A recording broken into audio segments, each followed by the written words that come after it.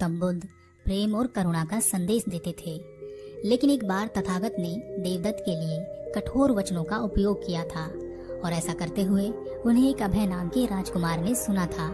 राजकुमार अभय ने सोचा कि एक तरफ तो गौतम बुद्ध प्रेम और करुणा का संदेश देते हैं, अहिंसा की बात करते हैं, वहीं दूसरी तरफ खुद में क्रोध को पालते हैं। कैसे उन्होंने देवदत्त को नरकगामी बोल दिया था। कोई बुद्ध ऐसा नहीं कर सकता। तब राजकुमार अभय ने सोचा कि मैं तथागत गौतम बुद्ध के पास जाऊंगा और उनसे पूछूंगा कि क्या बुद्ध कभी कठोर वचन कहते हैं। उसने सोच रखा था कि यदि बुद्ध नहीं कहेंगे तो वह बुद्ध को बताएगा कि एक बार उन्होंने देवदत्त को नरकगामी कहा था, और यदि हाँ कहेंगे तो मैं उनसे पूछूंगा कि जब कठोर शब्दों का प्रयोग करने से स्वयं को वह नहीं रोक पाते तो दूसरों को प्रेम और करुणा का उपदेश कैसे दे सकते हैं। अगर आपसे अपना क्रोध नहीं संभलता तो भला आम आदमी कैसे खुद को संभाल सकता है। यह सब सोचकर वह राजकुमार तथागत गौतम बुद्ध के पास पहुंचा और उन्हें प्रणाम कर कहा, हे बुद्ध, मेरे मन में एक बड़ी जिज्ञासा है जिसका समाधान आप ही कर सकते हैं। क्या मैं आपसे कुछ पूछ सकता हूँ? बुद्ध ने कहा, हाँ, जो चाहे पूछ सकते हो। राजकुमार ने कहा, हे बुद्ध, मैंने आपको एक बार कठोर वचन कहते सुना था। आपने देवदत्त को नरकगामी कहा था। जहाँ तक मैं जानता हूँ बुद्ध किसी के लिए कठोर वचनों का उपयोग नहीं करते। क्या मैं यह मान लूँ कि आप बुद्ध नहीं हैं? क्या आप इस पर कुछ कहना चाहते हैं? तथागत गौतम बुद्ध ने राजकुमार अभय के प्रश्नों का आशय जान लिया।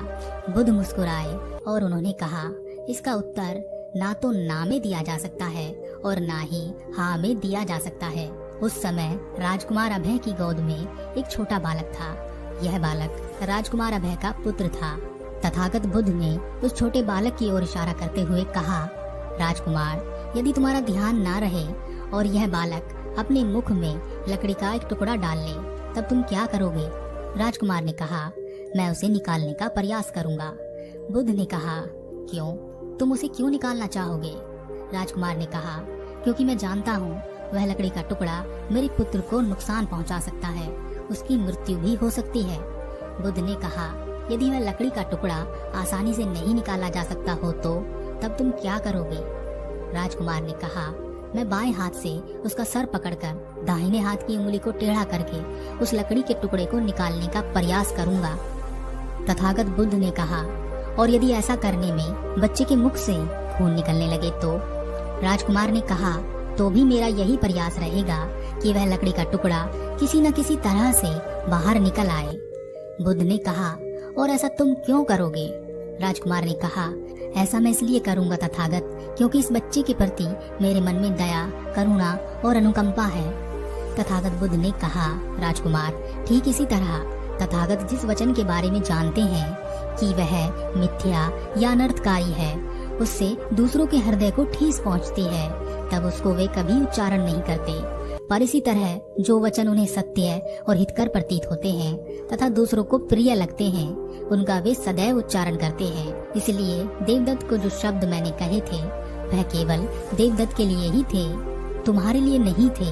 और इसका कारण केवल इतना ही था कि तथागत के मन में सभी प्राणियों के प्रति अनुकंपा है, दया और करुणा है। राजकुमार अभय अपने घुटनों पर बैठ गया और उसने प्रार्थना की, हे बुद्ध, मुझे क्षमा करें, मैं आज तक आपको समझ ही नहीं पाया। धन्यवाद।